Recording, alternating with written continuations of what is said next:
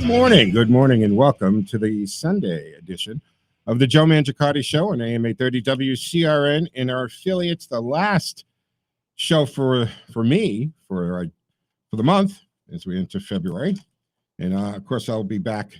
Well, actually, no, I'm sorry. I'll be back tomorrow afternoon, which is the 31st, for the very last show for me of January. Gotta remember those Mondays, man. Good morning, everyone. Good morning, Jazz. Jazz behind the board. We'll figure that whole morning, afternoon thing, Monday thing out. Make the transition and just go all to the afternoons and stop messing with my mind. All right, let's do some housekeeping. Joe Mangiacotti Show from the Boxtrot Middlesex Mattress Outlet Studios, tjmshow.com, and all social media platforms at Joe Mangi Show. Don't forget, we're live streaming on the TuneIn app. Just punch in WCRN and you can take us anywhere. We're also live streaming with the camera in the audio as well. You can find that on my YouTube channel, Facebook, Twitter, LinkedIn, and even Twitch TV. All right, if you want to get a hold of the show during the week, do that at, email either joemshow@gmail.com or call the office, 508-603-9778, or use Messenger on Facebook.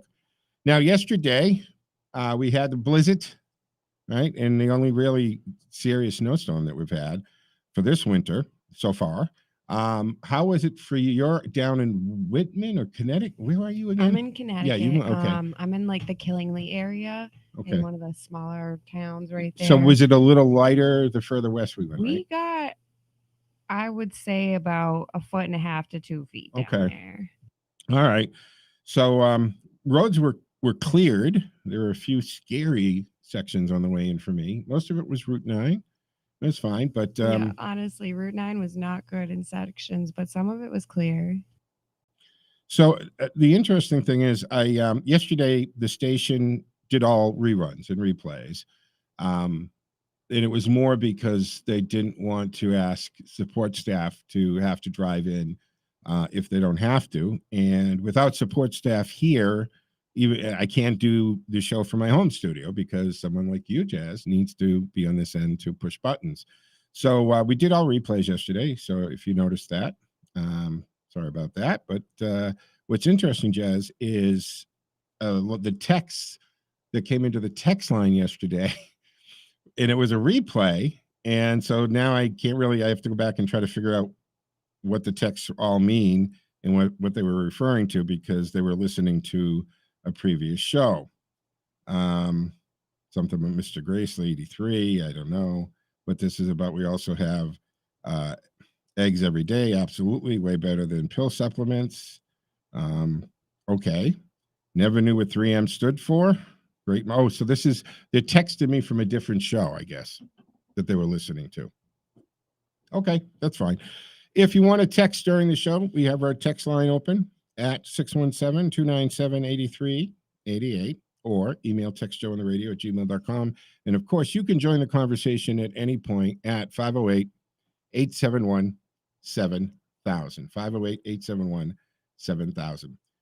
So there's a few topics I want to touch on before Mike comes in. And Mike, I talked to Mike literally as I'm pulling into the studio this morning.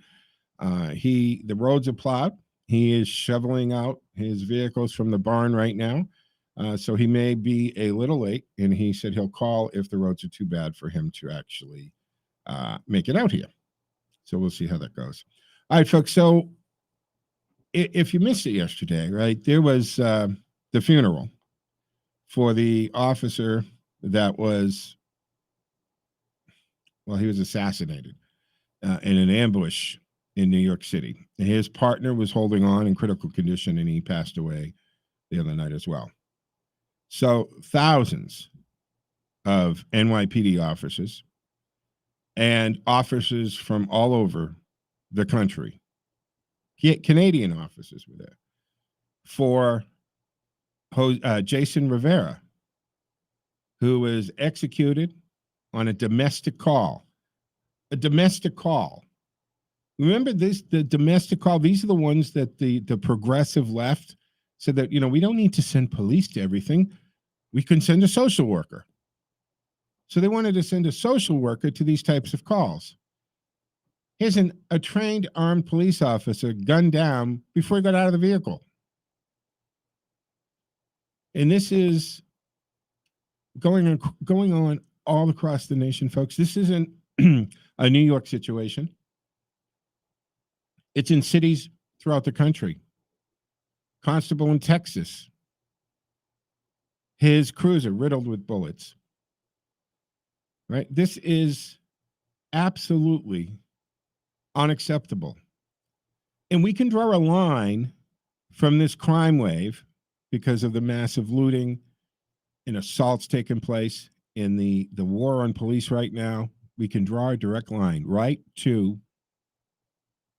the policies or lack of prosecution of these progressive Democrats and DAs, I should say, who, in total violation of their oath of office in the position they hold, and they ran for, they're not their job is literally to enforce the laws that are on the books. And when the police do their job, which could be arguably the hardest and most dangerous part of this, is the apprehension of these criminals, gathering the evidence and putting the case together to hand over to these DAs. And the DAs should do their jobs, and the judges should do their jobs. And these policies of under the guise of bail reform, this guy that shot an officer is out on the street walking within 24 hours. So here we saw this turnout for their fallen brother. And it was something. And if you haven't watched, if you didn't watch it while it happened, the funeral and the comments and the eulogies, I really suggest you do. Go to YouTube or whatever platform you use and find the funeral. Watch it. And especially Officer Rivera's wife. Now, on Wednesday, Officer Wilbert Mora was mortally wounded right alongside Officer Rivera in Harlem. He'll be laid to rest from the cathedral this coming week. We have to do this all over again. But thousands packed the boulevard from curb to curb for blocks, respectively silent.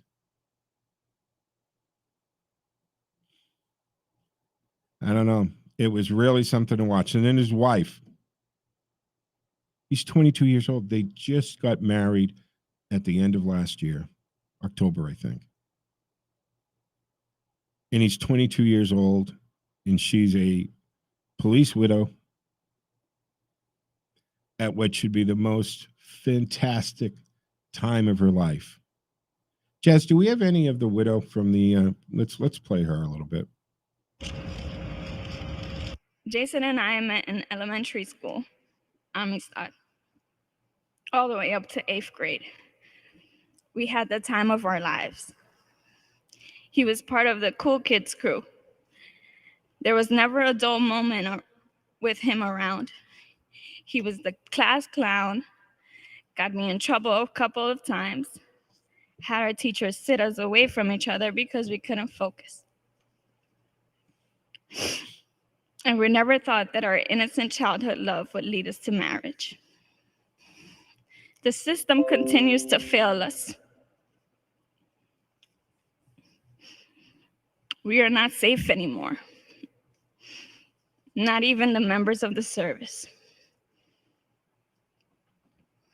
I know you were tired of these laws, especially the ones from the new DA. I hope he's watching you speak through me right now.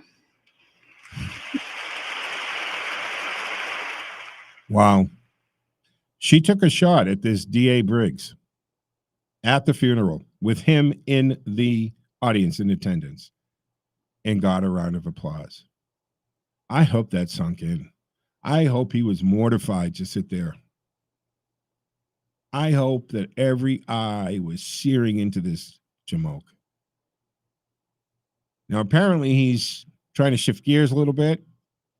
The new mayor, Eric Adams, gave him a little bit of a warning that he does have tools available and he better change his ways. So he announced a special prosecution division for murders, which we used to just call the DA's office, guys.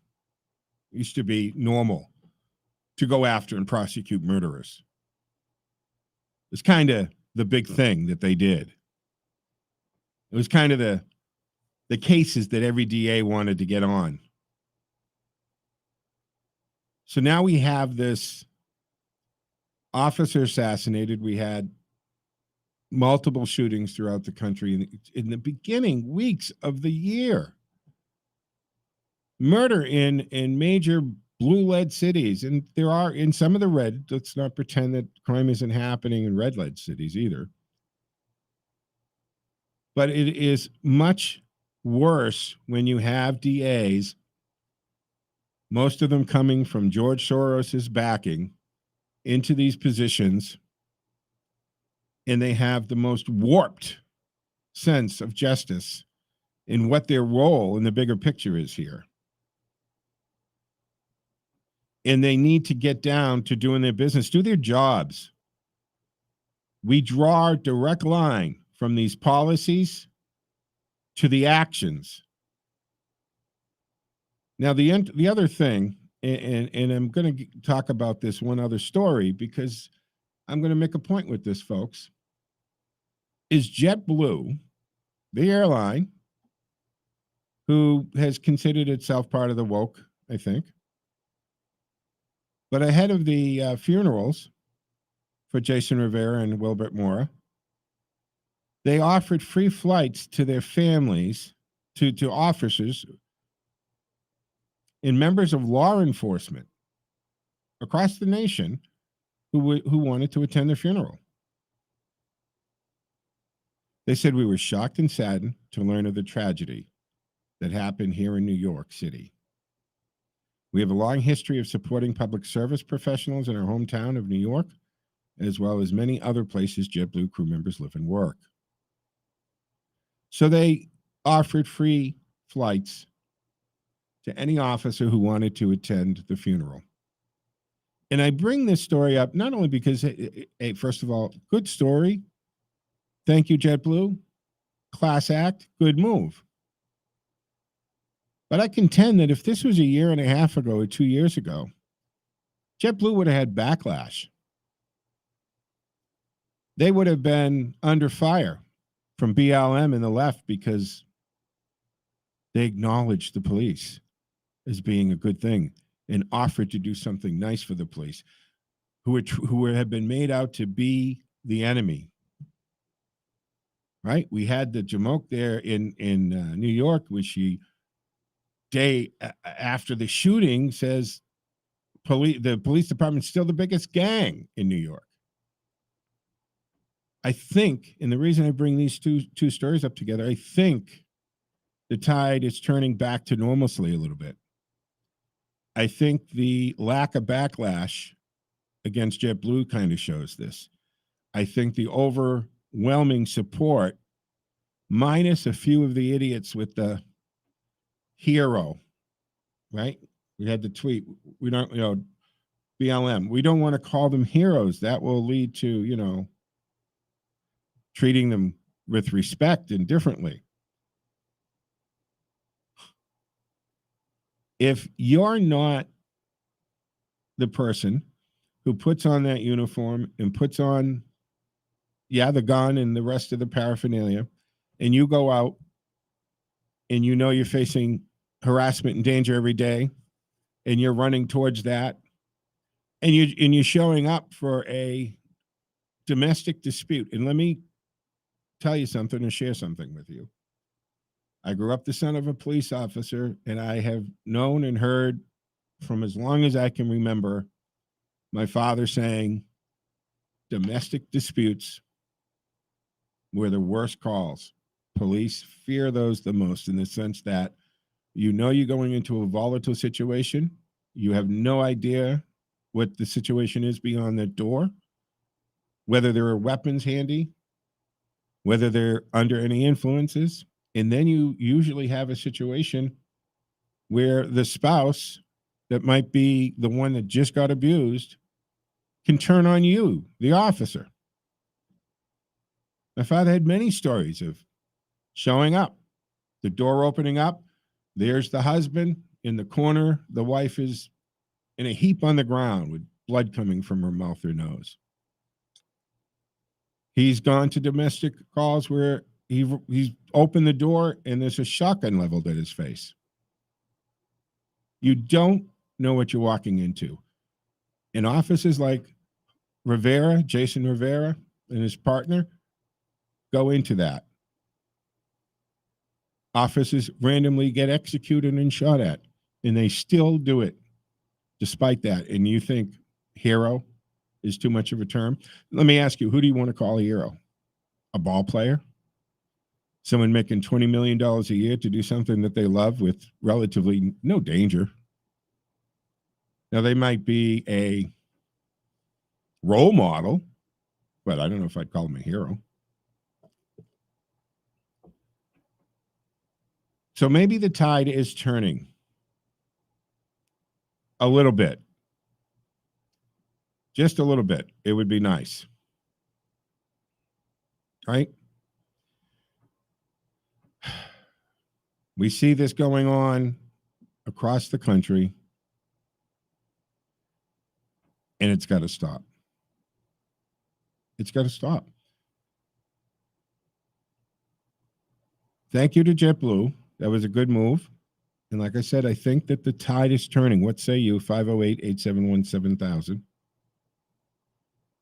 Now, Governor Hochul, who is at St. Pat's, and who presumably will return on Wednesday for Mora, but who has been shamefully unresponsive to Mayor Adams' pleas for revisions to the bail and criminal justice procedures. These reforms, they were signed into law by ex-Governor Cuomo 2 years ago. All right, he was riding that political high wave of anti-police and defunding the police. Now New Yorkers except maybe, the crime coddlers, see a once safe city slipping into chaos. And they have to wonder what's next. And the thing about it, these privileged left and liberals, right? The ones that are talking about all this defunding and so forth, these are usually the ones that live in the very nice, secure doormen with security apartment buildings and condos in New York, or in the really nice neighborhoods. Some of these people who say this have security, some private, right? You've got members of Congress saying defund the police, get rid of the police, while they are spending $7,000 a day on private security for themselves. But if you even suggest that maybe you shouldn't have security, well, I have to because the work I'm doing, I deserve to be safe. Meaning what? The peasants don't deserve to be safe? And it tends to be the same people who want to limit your Second Amendment rights. Now, we saw Barack Obama is a hero to the gun manufacturers because he's responsible for more gun sales probably than any one individual during his 8 years as president. Gun sales went through the roof. And then they even continued under Donald Trump. But the irony there was, it was the anti-gun left people that were buying a lot of weapons when Trump became president. For whatever warped thought process that got them to that. And Biden's did the same thing. Same thing. Watching what's going on, gun sales are going through the roof still. As they try to limit our access to ammunition, And they always talk about the gun, right? This is the thing about these incidences, folks. The left talks about the inanimate object, the gun. I want to have a conversation about this crime wave and not talk about the gun at all, but talk about the person pulling the trigger. Look at the beautiful young woman on her way into in college, right, for architectural design, working in a high-end furniture store in LA, is stabbed to death, just slashed to death. So there's no gun involved there. Are you going to blame the machete now? No. When we have empowered criminals and we've taken away the punishment portion of law and order, what do you expect will happen? And again, this isn't New York. If this was just New York, we could get Plimpkin, wasn't it?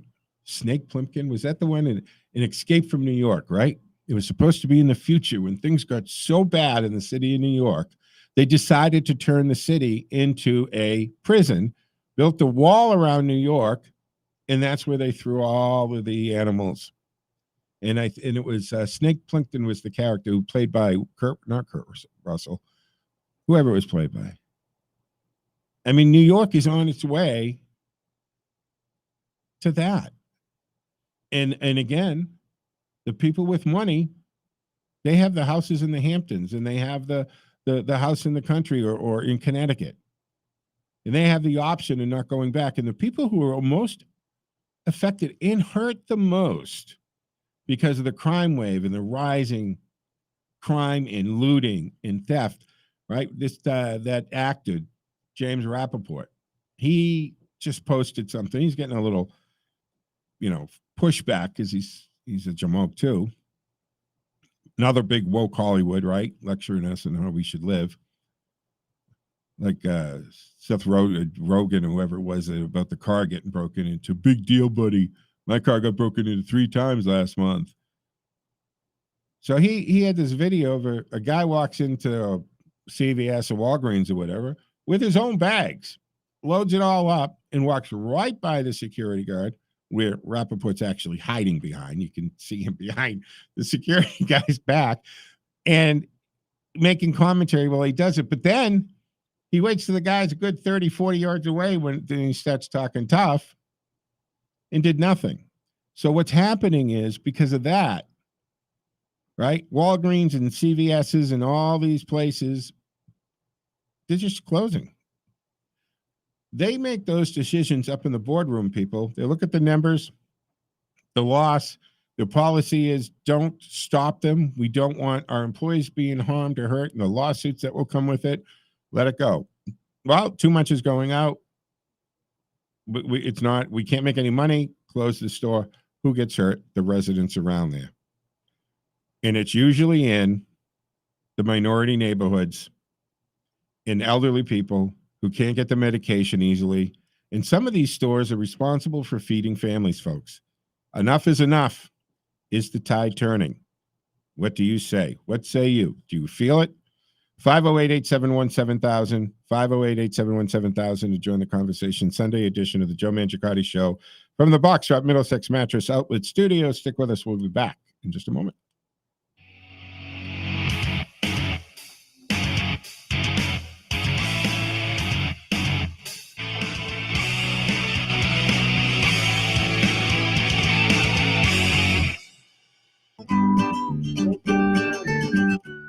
This is Find a Forever Home for Teddy's Friends, brought to you by Cantiani Insurance Group at CantianiAgency.com. Today's candidate is Tug. Tug is a 1-year-old neutered male, petite boxer bully mix who has a bob tail. He's 39 pounds. He was in a house fire and had singed hair, but that has healed up. He is up to date on vaccinations and ProHeart 6 shot, as he came from Louisiana, a heartworm epidemic state. Tug's foster mom says Tug is a very cuddly, friendly guy, loves to get close to you. Inside, he will lay on a rug with a chew toy. He loves chasing after a ball or squeaky toy that he flips around. It's entertaining to watch. watch. Tug is a very curious guy. He's always looking to see what's going on around him. Still working on some housebreaking. He will have an occasional accident. He has learned to climb stairs and doing well on leash walking. He sleeps in a crate at night without a peep. Tug is at Save a Dog in Sudbury, Mass. You can click Teddy Good Pup's Facebook page for more info, pictures, and a link to Tug at Save a Dog. Find a Forever Home is brought to you by Cantiani Insurance Group with 2 locations. Call anytime at 508-791-2088.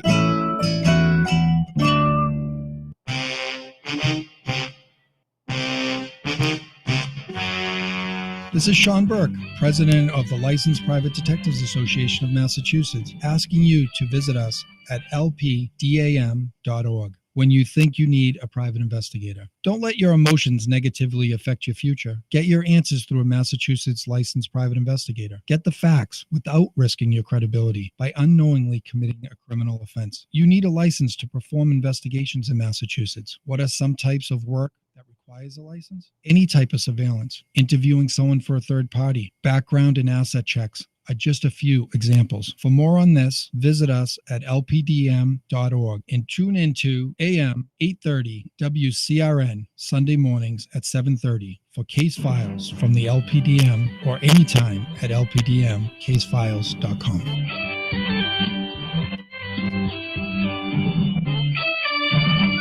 We know why you're awake. Your child is about to get their driver's license. Levante's Auto School offers 1-week driving programs to help make sure your child stays safe and focused behind the wheel. 877 Drive Ed. Who's Ed? That's the number for Levante's Auto School. Learn to drive safely and efficiently. Visit one of our 5 locations throughout Massachusetts. Click Levante'sAutoSchool.com. Levante's Auto School shows you how to learn the rules and keep your cool.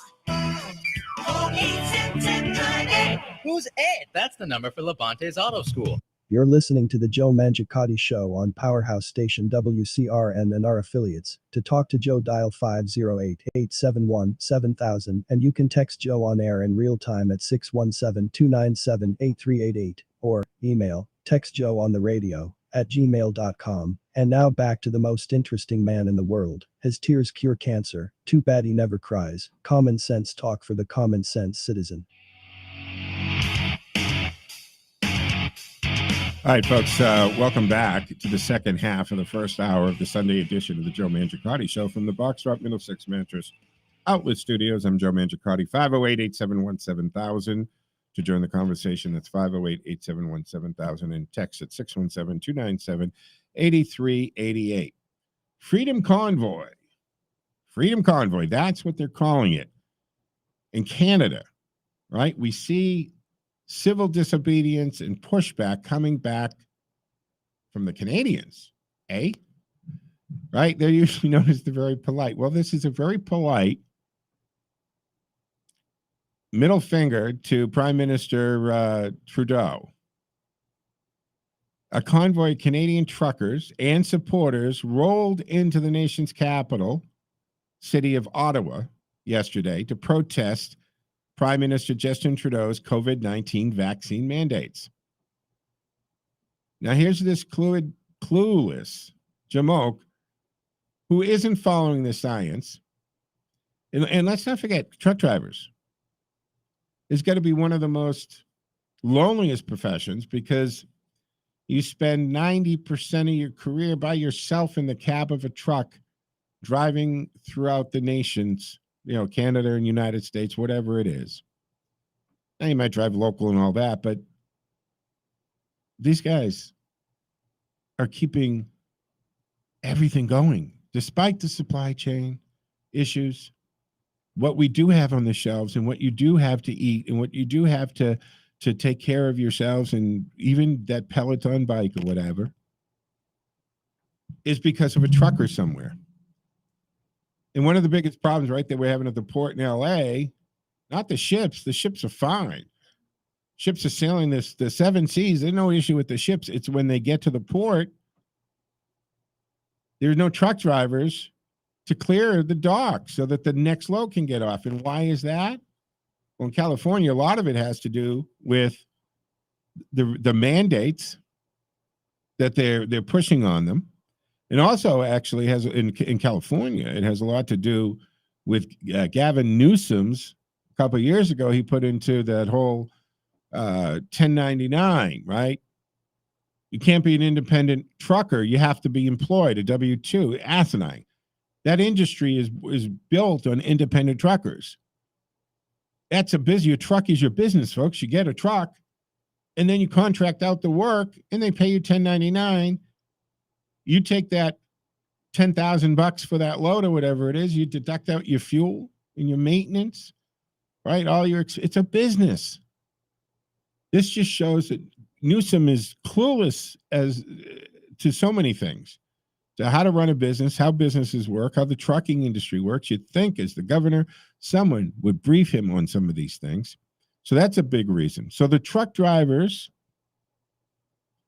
in Canada have had enough. Now, this Freedom Convoy is what they're calling it. Started as a protest against the vaccine requirements for cross-border truckers, right? Because they have these scanning systems as they cross the border, and you've got to show all these documentations. But it grew into a mass demonstration against the Canadian government over the other coronavirus regulations. Dozens of trucks were lined up in front of the Parliament building Saturday morning, blowing their horns while thousands of people gathered peacefully on snow-covered lawns and sidewalks and roads, with wind chill factors reaching below 30, by the way. They might be used to that up there. By the end of the day, about 2,700 trucks were expected. Few wore masks, but many supported them by showing up with these negative wind chill factors. And you have, well, actually, there was a guy who was interviewed on Fox TV, a truck driver who is participating in this.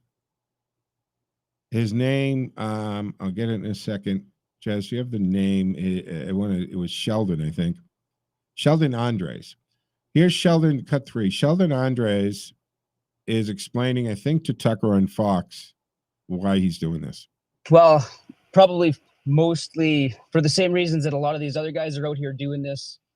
There's just been a stifling of freedom and a stifling of unity in Canada for 2 years. A lot of people are down. A lot of people are fired. Man, you can't even go into a grocery store without getting into an argument about a mask or whatnot. What really drove me to do this is the smiling faces that I seen on the people that organized it. Like a good friend of mine helped to put this together, and it's just been wonderful to see all the smiling faces that have come together. And it doesn't matter, Christians, non-Christians, all sorts. The natives are out banging their drums. It's just a wonderful sensation to see unity, once again in Canada. Wow. So he talked about this. Now, the thing about this is Trudeau. Now, this is the guy who he is so far out of touch with the beat of what's happening in his country, in his neighbors to the south. So are many of our politicians. And he gets out there and he decides to talk about this and play Trudeau. I think it's cut 1. Play cut 1. Fringe minority of people who are on their way to Ottawa or who are holding unacceptable views that they're expressing do not represent the views of Canadians. Wow. If that's not the most authoritarian type of dictatorish blather, fringe minority, I think you're wrong there. I think that these truckers and the thousands of people who line the roadway for this, by the way, the convoy is in excess of 40 miles. It's going to break all convoy records. Largest convoy that there ever has been in the history of our country and I think to our neighbors to the north. So you really think that's a minority? And then he says unacceptable views. He's the freaking prime minister. So he's going to decide what your acceptable views are? You can only have what the PM decides is an acceptable view? Where did we turn off the main road of liberty and freedom, folks? When did that happen? When did the government and those in collusion with the government blatantly start censorship and deciding what is acceptable views? Because I remember growing up, it was pounded into my head that you had freedom of speech, and you have every right in the world to be an idiot or wrong, but it's still your right to say it. Yes, I know the argument, fire in a theater. We all know that. But this isn't a fire in a theater thing. This is an elite, self-righteous, arrogant bunch with a little power that they're milking, and they're using emergency statuses to further it. And they've decided that they will determine acceptable views. And it's happened here. It's happened here in this country, that we have big tech deciding, and now the new leader, boss over at Twitter, right, has even cracked down more on censorship. We have people being, including members of Congress, banned and suspended and shadow banned from these platforms because they dare ask a question. I think Dan Bongino just got permanently thrown off of YouTube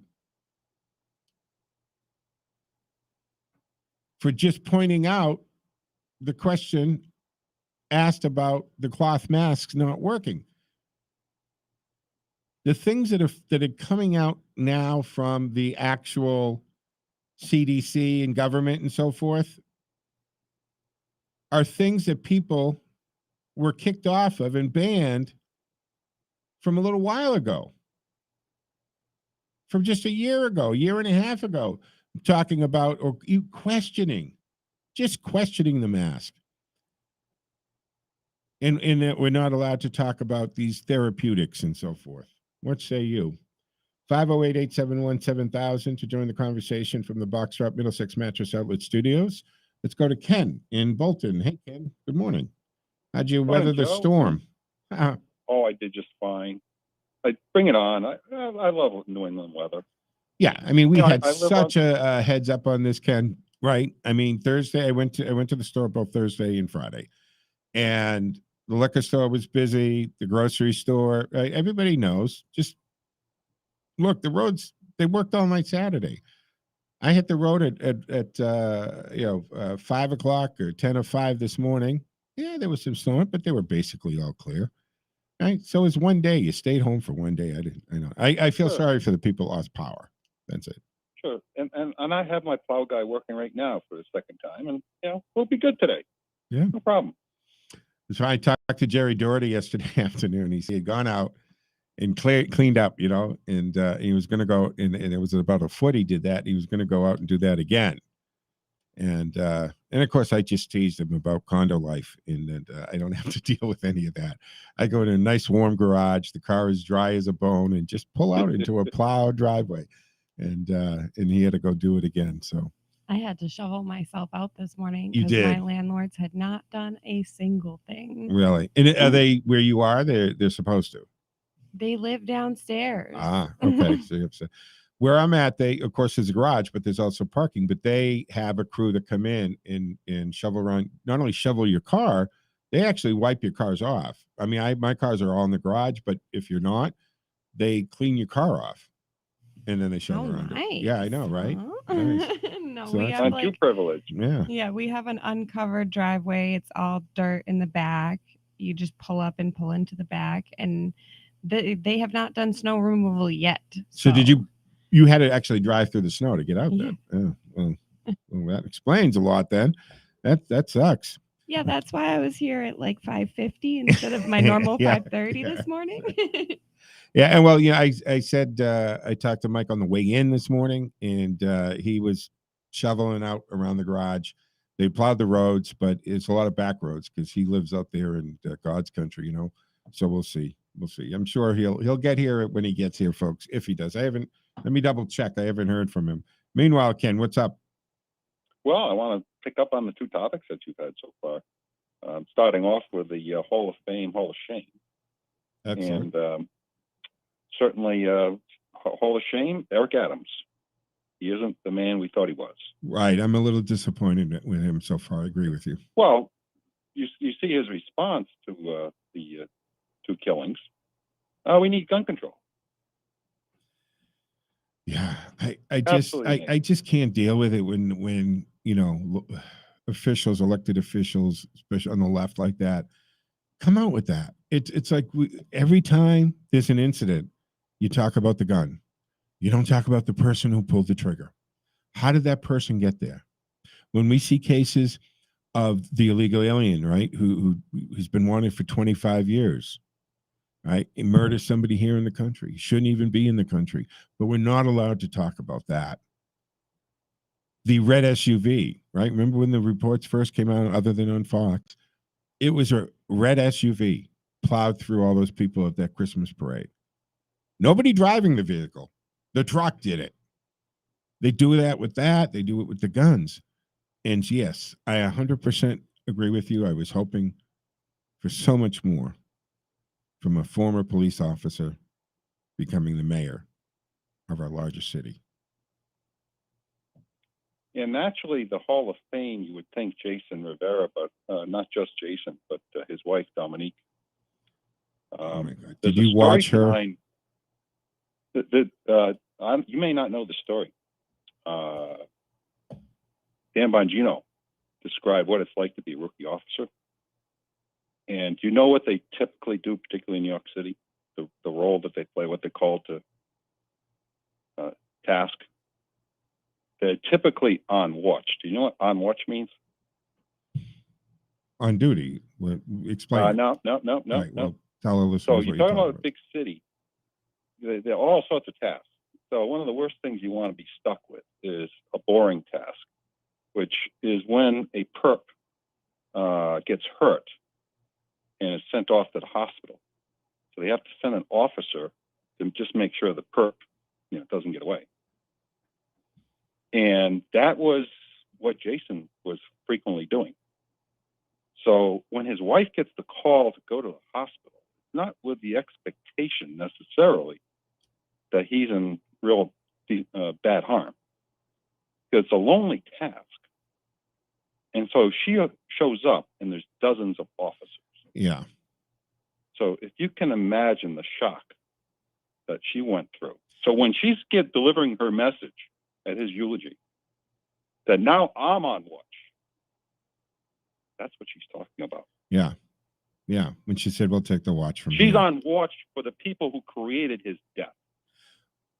Whether it be the DA or all the other nonsense that's been going on throughout this country. I have to applaud this woman for taking that time and that opportunity to take that shot at Biggs, who was sitting in that audience. And I hope he felt uncomfortable. And I hope it finally started to sink into him what an idiot he is. And that his whatever righteous mission he thinks he's on is not what the people want. And it's supposed to be doing. You don't get elected to that kind of position and then pick and choose what you want to prosecute. You do the job that you got elected to. And if you don't want to do that job, and if you want to change those things, Ken, run for a different office. Become a legislator. Exactly. Exactly. And she was great. I can't, there had to be not a dry eye in that cathedral after she was done. I got to tell you, it was a very moving eulogy, but not just her, everybody. And I say this to you, if you didn't watch it yesterday, everybody, most of it, we're all home and all that, but go back and watch it. Yeah, it actually was Friday. Friday, I meant, yeah. It was Friday. But the thousands of officers from all over the country and dressed in the way with the white gloves and salutes, just so powerful. I think somebody said at one point, who was it that said, if you don't, think that there is a family here and that there's something to be paid here, look outside. Look at that blue. Look at that sea of blue. And it was a black woman. What was her? Do you know who I'm talking about? I can't remember what her role was or who she is, but she brought the fact up that there are thousands and thousands of brother and sister officers who showed up for that. And I can't, kudos to JetBlue for doing that. Because I'm sure somebody had the conversation. So do you think we're going to get any, online pushback if we do this? And maybe they didn't have that. Maybe that's a great thing. Maybe they didn't even have that conversation in the offices at JetBlue. Maybe they just did it. So, Joe, on your second topic, what's going on in Canada? What's going on in the U.S. with mandates and the like? Freedom Convoy. Yeah. Well, we have a mini version of this story locally. I don't know if you caught what was going on with the city council on Tuesday. Tell people because we're all over New England. So when you say city council, you say what I'm city. talking Worcester. Yeah. That's why I said local. Well, I know, but people they don't know where you live, right? We're talking to people who are on Cape Cod right now. Yeah. So, I'm with you. They can listen internationally, but in Worcester, Massachusetts, we had a little version of this in the city council on Tuesday because there happened to be a person that made a proposal to put in a vaccine passport. And that drew a little bit of attention. So I would suggest people go to the TNG. Literally, you can get online. Wait a minute. They wanted a vaccine passport within the city of Worcester? Correct. So that if you wanted to go down to 111 Chop House or something, you needed to have this passport. You got it. What's going on in Boston? So I'll fill you in. It sounds like it's new, so I'll fill you in with the story. So this happened to be a resident of Worcester who happens to be in the medical profession. And go into the TNG and read the article. It's really fascinating because this person has a perspective, but it is an elitist perspective. So this is a battle between elitist and populist. Yeah. So this person makes this proposal. They have it heard at the city council on Tuesday night. And everything's virtual now. So people are calling in with a response. Well, guess how many people lined up to respond? I'm assuming 280. a lot. 280. From all over Worcester County. Good. See, Giving this their is what I story. mean, Ken. I sense that it's kind of turning, right? Because we see, was it Denmark or I think it was Denmark, right? Yeah, who Denmark picked February, lifted everything. who picked Tuesday. Done. And I'm laughing at this because if you watch Gutfield at all, like 3 weeks ago, he picked February 1st. He says, we as people, we have to decide the end of this war, because if there isn't a set date of a war, right, like Afghanistan or in the war on drugs, it never ends.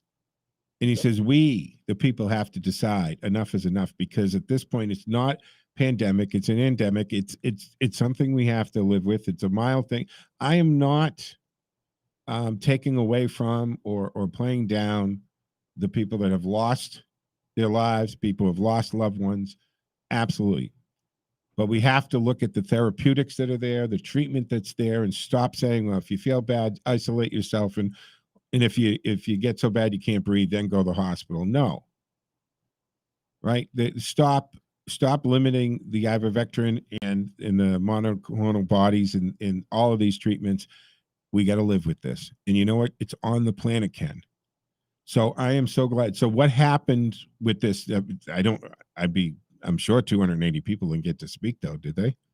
That would take forever. Well, no, they were limited to like a minute or two, and they held it for an hour. But the mayor's like, no, this isn't going anywhere. The city managers, no, that's not going anywhere. So fortunately, the powers to be are listening enough to say, no, that's big problem if I go down that path. Yeah.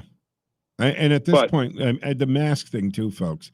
Right now, I mean, even the CDC, they're contradicting themselves all the time, but they've even said, look, the cloth mask does nothing. Does nothing. It's the M95.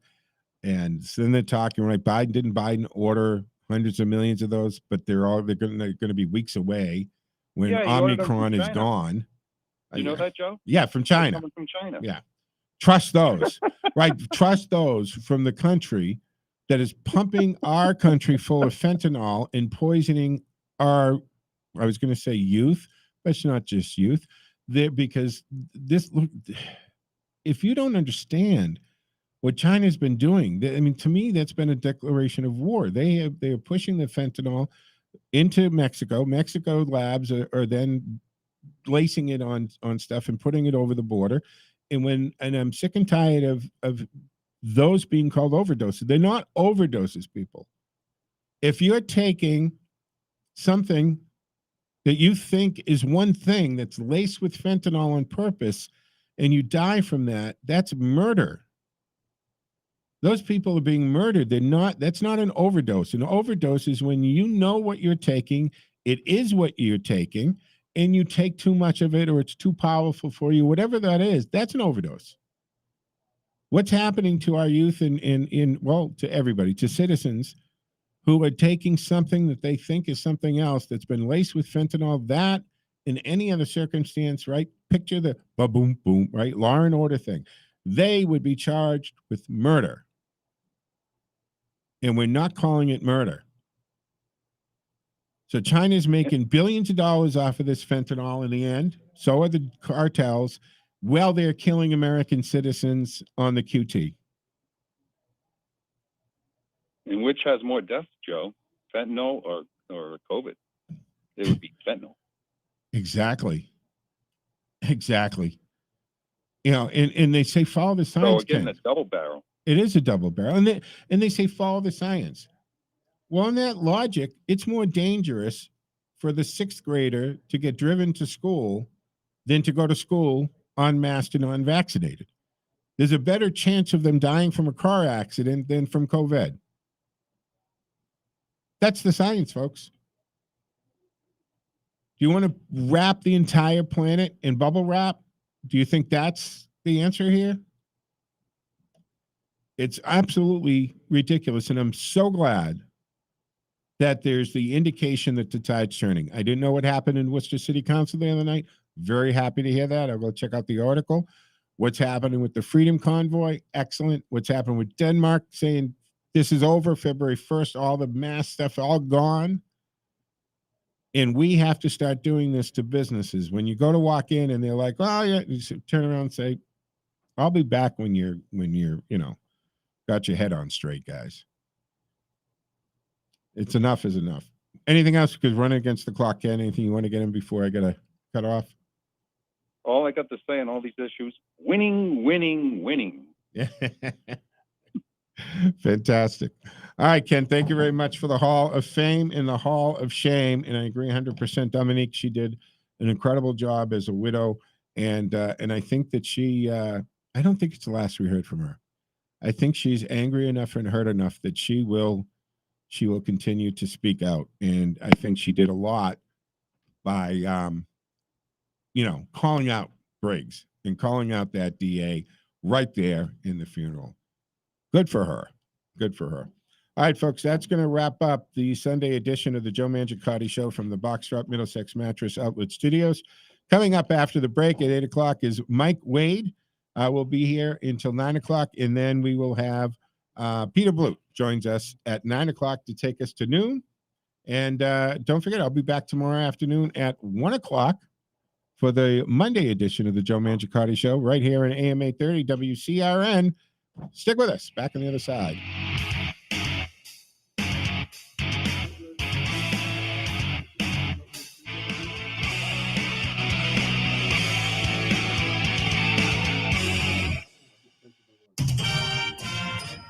WACE Chicopee and WCRN Worcester.